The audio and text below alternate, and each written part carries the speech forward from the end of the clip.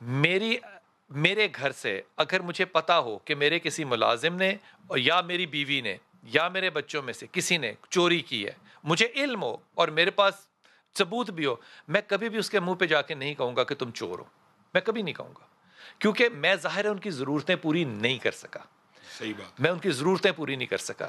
میری ماں نے مطلب 50 سال ہو گئے، اس نے کہا ہوگا یہ کسی کو، اور وہ بات ابھی تک چلی، اس نے کہا جی گھر دے دروازے نہیں بند کرنے، مین گیٹ نہیں بند کرنا.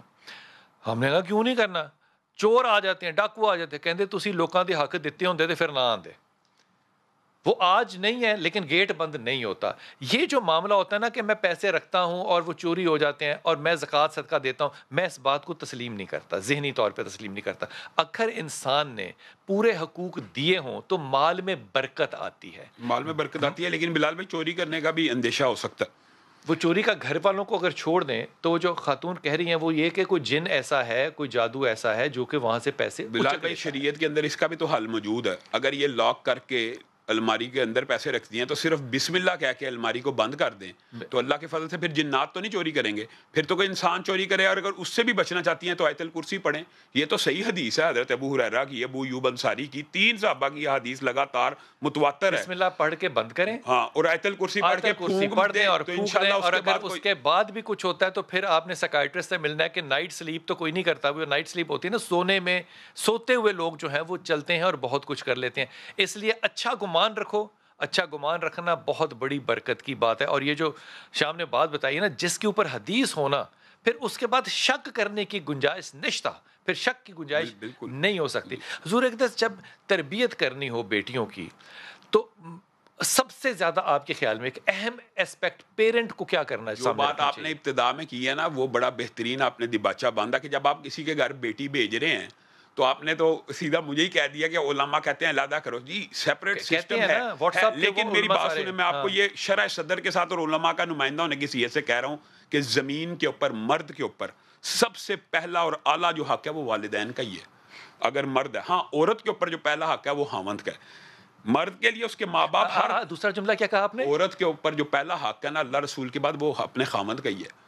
مرد کے لیے ماں باپ کا، مرد کے لیے ماں باپ کا، اور عورت کے لیے پہلا حق جو ہے وہ شوہر کا ہے. شوہر کا. نبی کریم صلی اللہ علیہ وسلم نے فرمایا ایک عورت، دیکھیں حضرت ابو بکر نے کتنی قربانیاں دی تو رسول اللہ نے کہا جنت کے 8 دروازے پکاریں گے. مردوں کے لیے مسجد میں نماز فرض ہے، مسجد کمانا فرض ہے، بیوی کو کھلانا، ماں باپ کو. عورت کے لیے کیا ہے کہ وہ صرف نماز پڑھتی ہو، روزے رکھتی ہو، اور ایک شرط صرف عائد کی ہے، اپنے خاوند کی اطاعت کرتی ہو تو جنت کے 8 دروازوں میں سے جہاں سے چاہے داخل ہو جائے. اطاعت کرتی ہو. اب اطاعت کے اوپر ساروں کے جملے آئیں گے، آپ کا بھی آئے گا. میں اس پہ ادب کے ساتھ ایک جملہ اپنی طرف سے ڈال دوں. جو رسول پاک صلی اللہ علیہ وسلم نے سیدہ، دیکھیے ہماری کوئی بھی عورت جو ہے سیدہ فاطمہ سے بڑی تو نہیں ہو سکتی، یہ نہ آپ نے کوئی جو امام مثال مہدی سے دی بڑا ہے ہو اب سکتا ہے. بتائیں. اب وہ جو خطبے کے اندر اپنی بیٹی کو میرا رسول جو ہے وہ نصیحت کر رہے ہیں، اور اس کے راوی کون ہے؟ حضرت ابن عباس، عبداللہ ابن عباس اس کے راوی ہیں.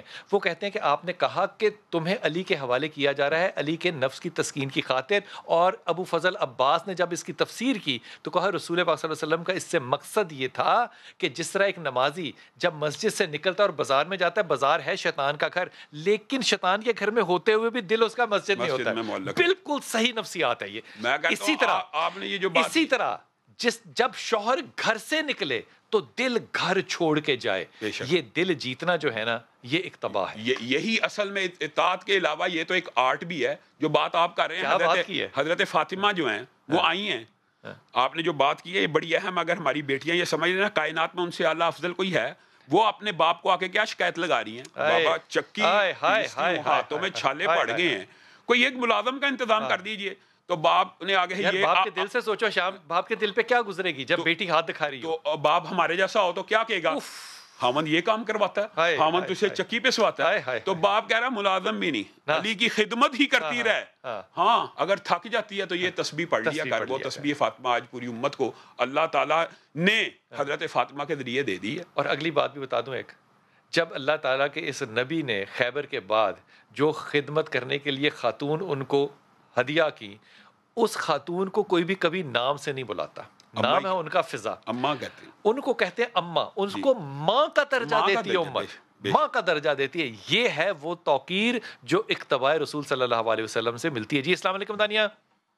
وعلیکم السلام، کیسے ہو بھائی؟ ٹھیک ہو؟ اللہ کا شکر، اللہ کا شکر بیٹا، حکم فرمائیے. بھائی میری آپ سے یہ 2 سوال ہیں. پہلے تو یہ ہے کہ ہمارے کہیں سے اچھا رشتہ نہیں آتا. اگر کوئی آتا ہے تو باہر سے باہر، یعنی کہ ہمارے گھر تک نہیں پہنچتا. اچھا ٹھیک ہے. اور دوسرا یہ تو آپ کو اگر گھر تک ہی نہیں پہنچتا تو آپ کو پیسے پتہ چلتا ہے کہ اکبر چوک سے واپس چلے گئے تھے وہ؟ نہیں بھائی، ایسے پتہ لگتا ہے جتنا گھر سے رشتہ آئے گا تو پھر ہمارے گھر تک نہیں پہنچتا. آپ کو کیسے پتہ چلتا ہے جو پہنچا ہی نہیں ہے رشتہ؟ آپ کو کیسے پتہ چلتا ہے کہ وہ آپ کے گھر رہا تھا؟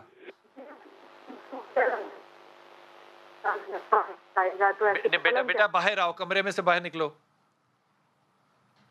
باہر ہی ہوں تو بند ہے. اچھا اب بتاؤ، دوبارہ سے بتاؤ کیا کہہ رہی ہو؟ میں یہ کہہ رہی ہوں کہ ہمارا کہیں سے اچھا رشتہ نہیں آتا. اچھا تو یہ کہتے ہیں پوچھنا ہے، والدہ بھی ہماری پریشان ہے، والد ہے نہیں، کرائے کا گھر ہے، بہت پریشان ہے. اور دوسرا سوال یہ ہے کہ بھائی کی شادی کو 5 سال ہو گئے ہیں تو ان کے اولاد نہیں. بھائی کا اور بھابھی کا نام؟ بھائی کا نام ہے انجم اور بھابھی کا نام ہے پروین. انجم اور پروین. اچھا دعا کے لیے تو میں کہہ رہا ہوں شام صاحب کو کہ وہ آپ کو دعا بتائیں، لیکن آپ لوگوں نے 5 سال ہو گئے تو ٹیسٹ تو کروائے ہوں گے نا؟ جی بہت کروائے ہیں، لیکن وہ امی کو آ کر صحیح بات نہیں بتاتے. تو بیٹا آپ کو اس بات سے اب اندازہ ہو گیا نا کہ یہ پرابلم جو ہے یہ خاتون محترم کے اندر موجود ہے اور یہ بڑا سنجیدہ ہے. اور جب تک وہ میڈیکل انٹرونشن نہیں لیں گی تو اللہ تعالیٰ پھر ان پہ رحم کرے. انٹرونشن لینی پڑے گی. اگر آپ انٹرونشن لینا چاہیں تو ہمارا پلیٹ فارم حاضر ہے، آپ اس دن کال کریں اور ڈاکٹر صاحبہ آپ کے لیے اویلیبل ہوں گی. لیکن آپ کو بھی اشارتاً یہ بات کیوں کہ کہہ رہا ہوں نا کہ آپ کو پتہ ہے کہ پرابلم ہے and there's a serious problem and this needs medical attention. نہیں تو پھر اللہ کے حوالے حضور اقدس اولاد کے لیے وظیفہ. بلال بھائی جو بہترین وظیفہ اولاد کے لیے قرآن پاک میں میرے مطالعے سے گزرا وہ یہی ہے، ربی لا تذرنی فردا وانت خیر الوارثین. اے اللہ مجھے تنہا مت چھوڑنا اور مجھے اپنی جناب میں سے ایک وارث عطا کر. اور اللہ تعالیٰ نے یہ نبیوں کی دعائیں بھی سنی. دوسری بات یہ ہے جو جنرل ہے وہ یہ ہے، فَقُلْتُ اسْتَغْفِرُوا رَبَّكُمْ إِنَّهُ كَانَ غَفَّارًا يُرْسِلِ السَّمَاءَ عَلَيْكُمْ مِدْرَارًا وَيُمْدِدْكُمْ بِأَمْوَالٍ وَبَنِينَ. اللہ تعالیٰ کہہ رہا ہے جو بندہ استغفار کثرت سے کرتا ہے ہم اس کو بیٹے بھی عطا کرتے ہیں اور مال بھی عطا کرتے ہیں. تو یہ اگر استغفار کثرت سے کریں، کثرت سے مراد یہ ہوتی ہے کم از کم 313 مرتبہ پڑھنا. اسی طرح ربی لا تذرنی فردا وانت خیر الوارثین بھی کم از کم 313 مرتبہ ہر نماز کے بعد پڑھا کریں. یہ آپ نے یاد رکھنا ہے. اور یہ بات جب میں کہتا ہوں نا ہمارا پلیٹ فارم موجود ہے ہمارے پاس، کیونکہ ہفتے میں ایک مہینے کے پہلے ہفتے کے اندر جو ہے وہ ڈاکٹر صاحب آتی ہیں جو کہ آپ کے ان مسائل کو ٹیکل کرتی ہیں. اگر آپ ان سے مدد لینا چاہیں گے آپ کسی سے بھی لے سکتے ہیں تو وہ اویلیبل ہو سکتے ہیں. ہماری بڑی آپس میں محبت تھی، بڑا اخلاق، کوئی آپس میں رنجش نہیں، کچھ نہیں. معاملہ شروع ہوتا ہے 2006 سے. پہلا بیٹا پیدا ہوا علی معین. میرے سسر میرے گھر پر آئے، وہ کہتے ہیں انہوں نے 3 شادیاں کی ہیں، ان کی جو ہے بڑی امی بیمار ہیں تو آپ جو ہے آپ کا بھائی ڈرائیونگ کرے گا، ماں اور آپ کی جائے گی. میں نے کہا بابا حضور ایچ کالج سے جو چھٹی نہیں ملتی تو میں کوشش کر سکتا ہوں. لہٰذا میں نے گزارش کی تو وہاں چلے گئے آپ؟ وہاں چلے گئے. ٹھیک. ایک بیٹا تھا آپ کے پاس؟ ایک بیٹا تھا، 3 ماہ کا تھا وہ. 3 دن کے لیے جو ہے وہاں 3 دن گزارے. جی. رات کو اجازت مانگی، کہتے کہ میرا جو ہے آپ دونوں تینوں ماں بیٹے چلے جائیں، بیٹی نہیں جائے گی. جن کی آپ کی والدہ بھی ساتھ گئی؟ میری والدہ بھی ساتھ. ٹھیک. 2 ہی بھائی. آپ کی والدہ اور آپ کا بھائی وہ چلا جائے، بیٹی اور میں بھائی اور والدہ چلے جائیں. ٹھیک. بیٹی میری نہیں جائے گی اور بچہ بھی نہیں جائے گا؟ بچہ بھی نہیں جائے گا. ٹھیک. وجہ پوچھی؟ میں نے وجہ پوچھی، کہتے بس میری آپ جو میں نے کہہ دیا بس وہی بات ہوگی.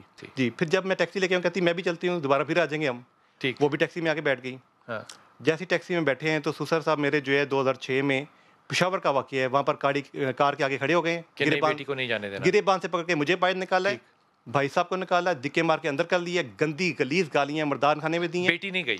بیٹی نہیں گئی. بیچا بھی رکھا، آپ لوگ واپس آ گئے، ساری رات ہراساں کر کے رکھا. حضور اقدس آپ اس پہ رائے دیں. جلال بھائی میں تو یہی کہوں گا جیسے کہ بہن نے کہا کہ قانون کو حرکت میں آنا چاہیے اور قانون اخلاق کو بھی آنا چاہیے، اخلاقی طور پہ معاشرے کو بھی حرکت میں آنا چاہیے. لیکن فی الوقت یہ معاملہ قانونی اس طرح ہے، اگر تو واقعی وہ جو ان کی بیوی ہے وہ خلا نہیں لینا چاہتی، وہ ایک دفعہ قانون کے لوگ جا کے پروب کریں. اگر وہ ان سے علیحدہ نہیں رہنا چاہتی تو یہ حب سے بھیجا ہے. اور یہ اس وقت میں آپ سے عرض کروں کہ ہماری ٹیم جو ہے نا وہ مسلسل ان کے سسر ہیں، ان کے جو سالے ہیں، سب کو کال کر رہی ہے، لیکن وہ لوگ قطعی طور پہ فون اٹینڈ نہیں کر رہے، پروبیبلی پروگرام دیکھ رہے ہیں. معاملہ یہ نہیں ہے کہ صحیح کون ہے غلط کون ہے. جب آپ کے بچے اور بیوی ہوں تو حق جو ہے وہ باپ کو نہیں ہے کہ بیٹی کو کہے کہ تو طلاق لے. حق عورت استعمال کرے. اگر وہ کرنا بھی چاہتی ہے, بچے پھر بھی اس کے ہیں جس کے بستر پہ پیدا ہوئے. جب نبی کی ماننے کی بات آتی ہے تو آپ کی ہوائیں کیوں نکل جاتی ہیں؟